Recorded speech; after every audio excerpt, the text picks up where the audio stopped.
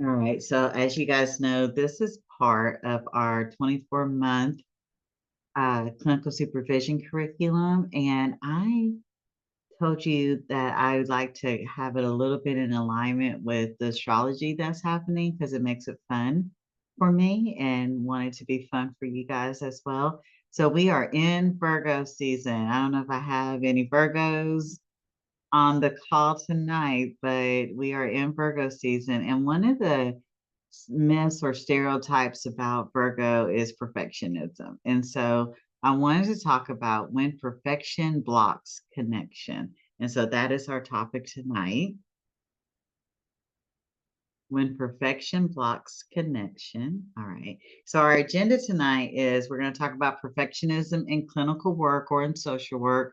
What is the real cost of perfectionism? Some of the theoretical foundations, and we'll do a couple of reflections when we stop the recording. But perfectionism in clinical work or in social work, it can masquerade as professionalism, right? Like I got to be perfect, I got to show up, I got to um make sure I'm on time, of course, all of those things. I got to get all the certifications. I have to get all the employee awards, all of that. But beneath that perfectionism lies, feelings of inadequacy, of them real finding out who you really are. Like on my desk, will they see all the crap that's on my desk, or will they see the person that I'm trying um, to put out there? So it feels like fears of inadequacy, fears of being exposed or of being seen. And tonight's session is just asking what happens when we mistake control for safety, what gets lost when we hide behind perfectionism, and what healing can happen when we show up as we are. All right. And so, y'all know I love starting with the clinical pieces, and then we're going to go to some images. And I did this the last time. I think Jessica was here. Andrew, you may not have been, but I like to do the clinical, and then I do show some images of what it could look like. And so the clinical and theoretical grounding that we'll talk about a little bit tonight is we've been doing a lot with object relations theory. We're going to talk about feminist and cultural relation theories, and then the trauma informed lens. So if you didn't hear me talk about object relations theory, and even last night, Tanessa mentioned that was on her first clinical test. So if you don't know object relations theory, go back, do some YouTubing of it, and really get to know it. But it's our first caretakers, our first caregivers. How did they show up for you? Did they pick you up when you were crying? Did they soothe you? Did they say it's okay to have a need and me to meet that need for you? It's okay that your diaper is dirty or wet, and I'll change it for you. Not fussing like you better shut that fuss up, right? And so when we hear you better shut that fuss up, we learn to not cry. It's not safe for us to cry, or it must be weak for us to cry. Instead of somebody seeing you as a little one and realizing you have a need that needs to be met. And instead, they make your emotion feel like it's not wanted. And so with tonight, with the perfectionism meaning connection, bringing in object relations theory, perfectionism is often rooted in the false self. And the false self is the self that we create when we realize our needs aren't going to get met, right? We create this adaptation of ourself, of our true self, when we are met with rejection or shame or inconsistent care. And that dynamic can easily resurface in clinical practice if we haven't healed that part of ourselves. And so, what that could look like is our false self in session may consciously present a perfect therapist self to clients, a person who is warm and competent and endlessly available and never uncertain. Like, I know what you need, I got it, I'm warm, I'm competent. And so, the thing is, we don't give ourselves, and what I end up hearing is, I feel like an imposter instead of saying, I'm really anxious about this one, or this is a tough one. I have some clients who bring, and I get excited about it. Now I do, but when I was a younger therapist and our social worker, I would. But now I get excited about clients who bring me concepts and ideas about their own personal development that I may not have worked with before. And so instead of me trying to act like, oh, I've seen this client because I have 26 years of social work experience, I must have seen everything. And no, I haven't. I haven't seen this thing in you particularly. So instead of me acting like I know how to respond to that thing, I'll be like, oh, wow, this is new. I'm going to do some more research and we're going to really pick back up on this topic next week because I haven't worked with a client who's experienced this, or I haven't seen this, or it's been years since I've seen this. So I'm going to do some more research so that I can come back, so that we can come back and I can feel really good about what I'm giving you, and you can come back and really feel good about what you want to share with me instead of acting like I am perfect, right? What I love this image I found. Life is mirroring back to you what you are holding inside of you.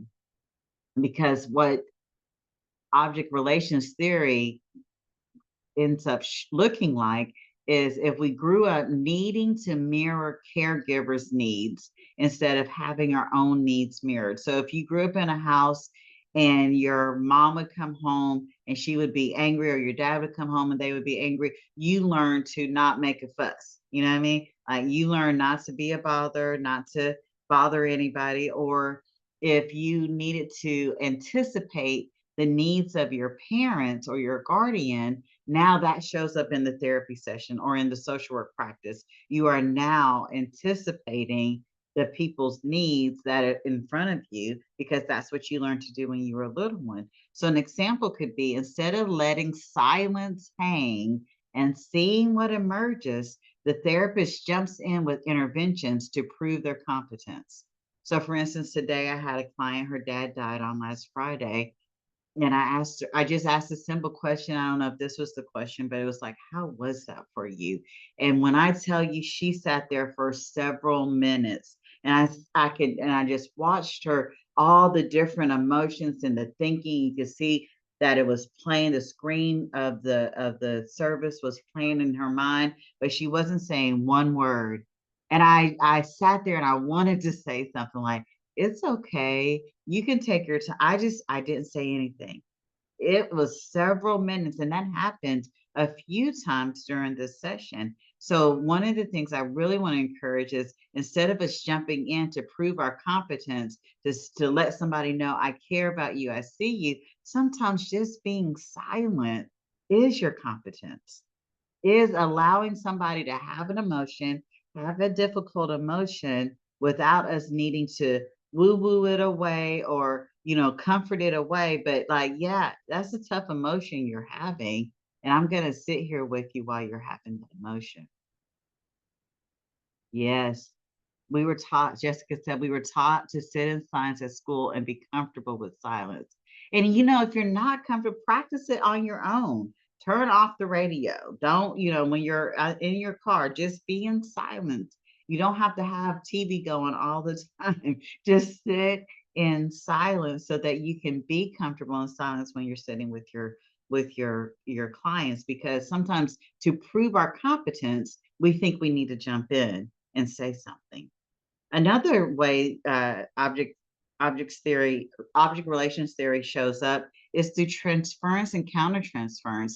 Clients may project their perfectionistic demands on you. Like they think you're the expert, although we know the client is the expert of their own life. And so they'll say something like, you're the expert, tell me what to do. And if we get activated, we might say, I know exactly what to do. And we'll give you advice or solutions or overperforming guidance rather than tolerating not knowing. I don't know. I don't know. But I'm going to do some more research and we're going to come back and look at this. Or I'm going to sit here in silence with you as you process your emotion. And so the countertransference shows up as anxiety.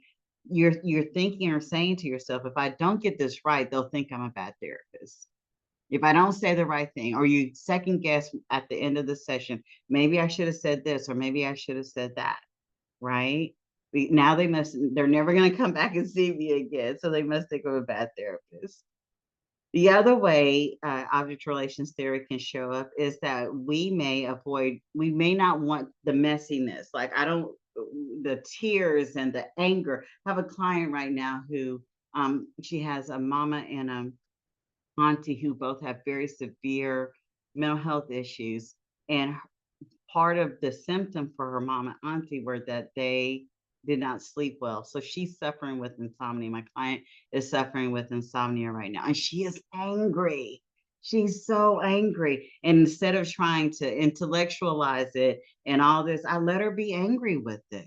And that angry is raw. It's raw anger. But sometimes we were like, no, no, no, don't be angry. This.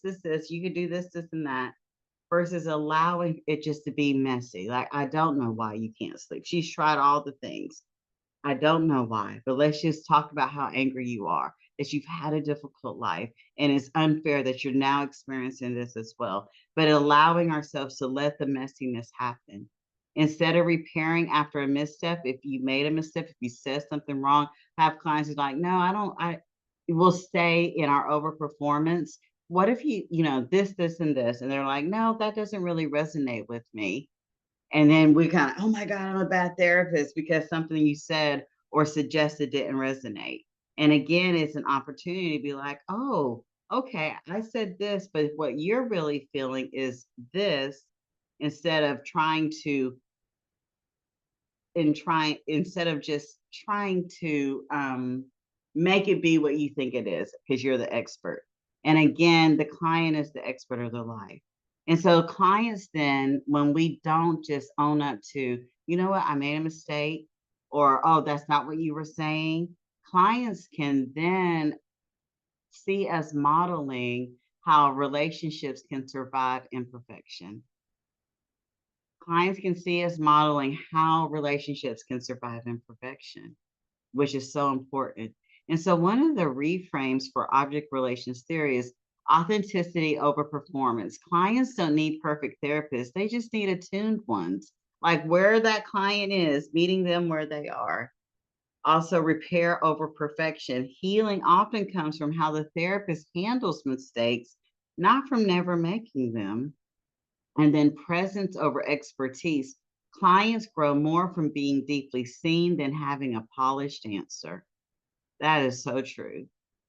Today, with another client of mine, she came in, she was going to have to call the police because she had a threatening client.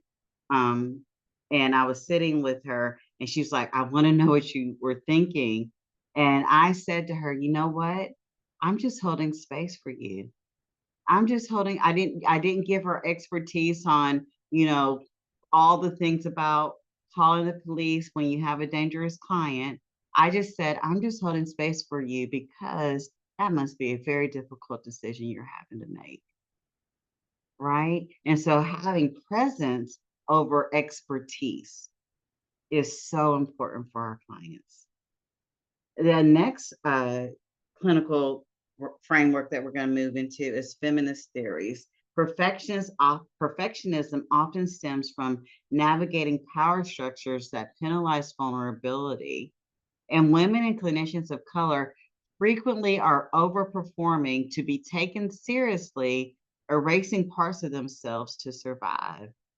We see this in academia, we see this in the clinical space all the time, where we are overperforming just to be taken seriously. In the last presentation, we talked about this. We're writing way more in our documentation that needs to go in there.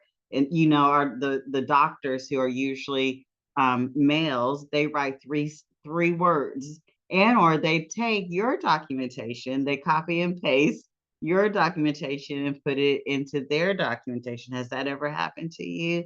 But we're overperforming just to be taken seriously. And what this can look like with our client work is we may unconsciously reenact systemic power influences. So an example is wanting to fix a client quickly so one can prove that you're competent, which mirrors again the societal expectations that women, people of color, or marginalized clinicians must overperform. This silences the client's voice, making the therapy space more about the clinician's performance and the client's experience. And so, again, instead of just allowing silence to be the answer or allowing yourself to say, you know what, I don't know the answer to that. My client, my 5 o'clock client, she was like, why can't you just get certified in CBTI or something she was wanting? Her psychiatrist had told her she needed. And I was like, initially wanted to be like, oh, well, maybe I should go get that certification. But that again is a white male told her to do that. And then this black woman's going to go run and get the certification. I was like, well, tell me why he said that that would be something that you needed. And then I showed her all the ways that we were already doing that work, right? Instead of trying to run and say, oh, I don't have the certification that this person over here says my client needs. Tell me why. And giving her a voice in this process that we're doing. The invisible labor, the feminist relational theories and client work shows up again. We talked about the invisible labor last week, but again, it's shown up here. The invisible layer being enough. Clinicians with marginalized identities may feel pressure to be the perfect representative of their group. Have you ever been the only one in the room? Mm-hmm. So then you can't show uncertainty, definitely can't show emotions, and you can't say no to anybody because you got to be able to take it all on. You got to be able to prove that you belong at the table. And so in sessions, this may lead to staying hyper composed and professional, even when authentic emotional resonance would serve the client better. We've talked about in supervision how some programs teach you not to cry. I say cry. Our clients need to see that you're human. I'm not saying boohoo and then tell them your whole life story, but if they're crying and it touches you in some way and a tear or two falls from your face, allow them to see that vulnerability. And the result is the clients learn that parts of themselves, when you're not able to do that, the messy, vulnerable, resistance part of themselves are unsafe to bring into the room when you are never showing emotion, when you are always showing certainty and you don't have any emotional resonance with what's going on with the client. And again, another way that the feminist relational theories show up in our work with clients is it values reciprocity. Reciprocity is what we're going to call it. Honesty about your own humanity. We already talked about that. Like, if there's a tear that comes down, that's okay. And or again, I notice I'm working really hard to get this right for you. I don't know the answer, but in me, I'm noticing that I really want to get this right for you. When we over identify with perfection, we lose opportunities for mutual recognition. And then the other and the last way with feminist relational theories is systemic pressures in the dyad. Clients may also be carrying perfectionism rooted in their own experiences in patriarchy, racism, or ableism. They talk narrative they're telling themselves is I can't be weak. I have to be strong for everyone. And then you're sitting there doing that same thing. And so if you haven't had the opportunity to reflect on your own relationship with patriarchy, with racism, with ableism, then you're sitting in that room and you're reinforcing that, yeah, you can't be weak. You have to be strong for everybody. And so an example of this could be praising a client's overfunctioning. Oh my God, you are so strong, rather than exploring the cost of always holding it together. I wanted to find an image and I found the title of this book, Holding It Together, How Women Became America's Safety Net. And I even want to say how Black women became America's safety net by us always holding it together. And we doing that in front of our clients. So the supervisory reframe for this is therapy isn't neutral. The clinician's identity and the client's identity and the systems that are around them are always shaping the work. Connection grows in imperfection. Clients need to see that vulnerability doesn't diminish respect and resisting systemic scripts, helping clients unlearn the idea that worth is earned through performance, achievement, or perfection by showing them that you can be imperfect imperfect yourself. And the last clinical piece is the trauma informed lens, and that perfectionism can be a survival strategy. If I'm perfect for mom or dad, going back to object relation theory, then they won't be mad at me. They won't be angry. I won't get in trouble. So we learn to be perfect. And now this is showing up in our work life. And so it becomes a survival strategy. Predictability, structure, and being seen as good been may have once been necessary to avoid harm. And shame, especially with Black therapists and marginalized clinicians, amplifies the pressure to appear competent, composed, and non-reactive. I like this picture that I found. The Black girl survives in this one. But perfectionism as survival, many of you, including myself, learned early on, if I perform well, I won't get hurt. Do you remember learning that? You won't get shamed, you won't be traumatized in the classroom. If I make all A's, I won't get embarrassed. And so this could look like in your sessions with your clients as someone who tries to do everything just right to avoid triggering or disappointing or even losing the client. The risk, though, is that the session becomes managing risk rather than building connection. And then the other thing is hypervigilance in the therapist. Trauma creates an internal alarm system that stays on. A perfectionistic therapist may scan for mistakes, constantly self-correct, or overstructure sessions to avoid chaos. Clients sense this tension and then they may mirror it, again becoming careful, guarded, or even less spontaneous, and not maybe share everything because it's too messy. I like this image, complete the pattern, because that's what we end up doing. We've learned to suppress our needs unconsciously, over functioning for clients. We're always giving, never resting, in silence, always on.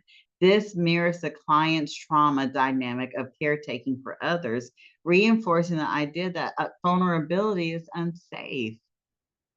The other way this shows up is trauma survivors, and most of us who are in this profession are, often fear abandonment or rejection after conflict. And so a perfectionistic therapist may avoid addressing ruptures, small misattunements, or moments of client frustration because they fear losing the relationship. The healing opportunity or the repair of the relationship gets lost. Had a client recently whose girlfriend broke up with her. They weren't really girlfriends yet, they were headed that way, and I was like, girl, get over it. I was on my Empress energy, and she wasn't ready to get over it yet. She wanted to cry. She wanted to talk about it. And so I had to slow down and be like, what I see in your face is tears. Do you want to pause and talk about how sad this is and how hurtful it is? And then I allowed the tears to come. I was ready to move on, but I had to reel it back because that's not where she was yet. And I had to sit in her messiness, so allow her to be able to sit in her messiness as well. The supervisory refrain for the trauma informed lens is safety doesn't always equal flawlessness. Clients don't feel safe because you're perfect. They feel safe when you are steady, attuned, and responsive, meaning you're attuned to whatever emotion is going on with them. Repair is healing. Trauma work is less about never missing or making a mistake and more about what you do when you do mess up. Can you go back and say, I moved too fast. I'm ready to move over here, but you're still here in the messiness of it. Let's process it. And again, presence over performance, being imperfectly human, but authentically present can rewire clients' expectations of relationship. Maybe in the past that client, and I know it was true, was told, don't cry, stop crying, let's just move on. And I was yet another authority figure that was like, let's just move on. But when I saw her face, I was like, you know what, let's stop and cry. This feels sad. This feels hurtful to you. Let's have that moment. And so the images that I want to share, which are out of the tarot deck, are the Emperor, the Eight of Swords, and the Three of Pentacles, and the Star. And so I'm using the traditional deck, but the Emperor, he says structure is safety. And this represents our tendency to create order, control, and perfectionism to avoid emotional risk. He's the part of us that says, if everything looks good on the outside, I'll stay safe. And we present. We make sure our hair is done, our nails are done, all of that. So if I make sure that I have all the certifications and all the letters behind my name, all of that, I can stay safe and I hide behind that. This stone throne that he is sitting on doesn't feel very welcoming. His face feels very hard, but he has his shit together. He has it all together. This is the perfectionism that leads, manages, and protects, but at the cost of softness and intimacy. And so when we are like, I am an LICSW, or I have this credential or that credential, and I am trauma informed out the wazoo, but we don't know how to allow ourselves to be vulnerable, we move into that emperor energy. I don't want to go to him. I was looking at his face. He's even looking at me a little side eye. I'm not feeling warmed up to tell him I don't have it all together. So how can we soften that energy up a little bit? The next one is the Eight of Swords. And I love that. This is one of my favorite images. But it's these swords are usually all of our thoughts, and it's mental overdrive, self-imposed expectation. And what we can see with her, these wraps around her are very loosely bound. If she just wiggled a little, she could take the blindfold off. She's not in a cage. But this card speaks to overthinking, anxious comparison, and the trap of always needing to get it right. It often appears when someone is stuck in the performance of professionalism rather than connection. This is it's open. You can release yourself from this, but the fear tells you it's safer to stay inside. It's safer to overthink. It's safer for me to try to make sure that I get this thing right. The thing is, though, the Three of Pentacles is the antidote. And this is the real collaboration when we're working with our clients. This is where real connection happens. And it's one of my other favorite cards.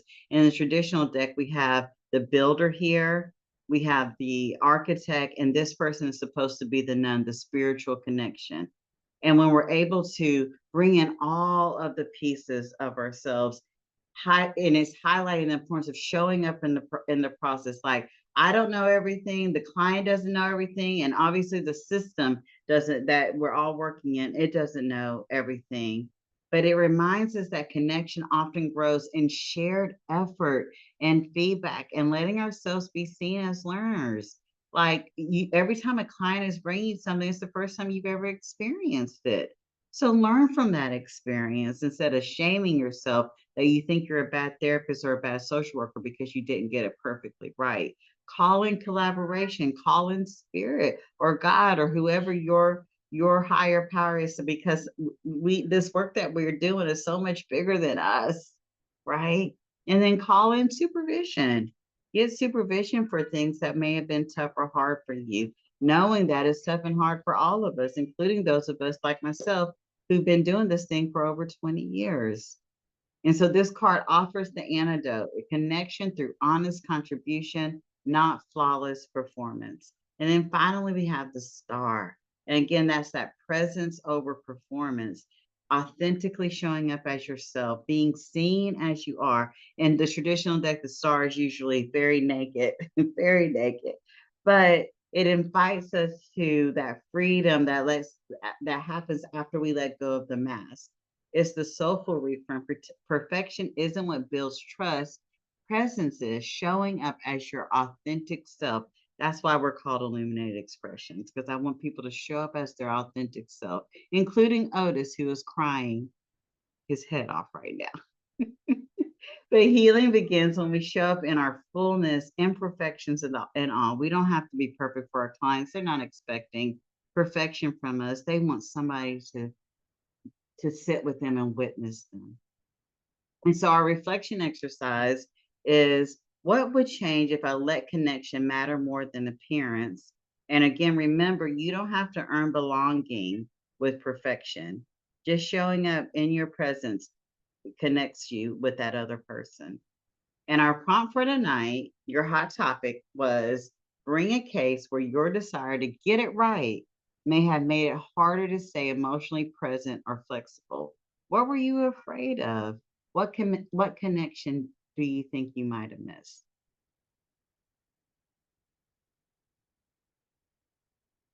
Alright.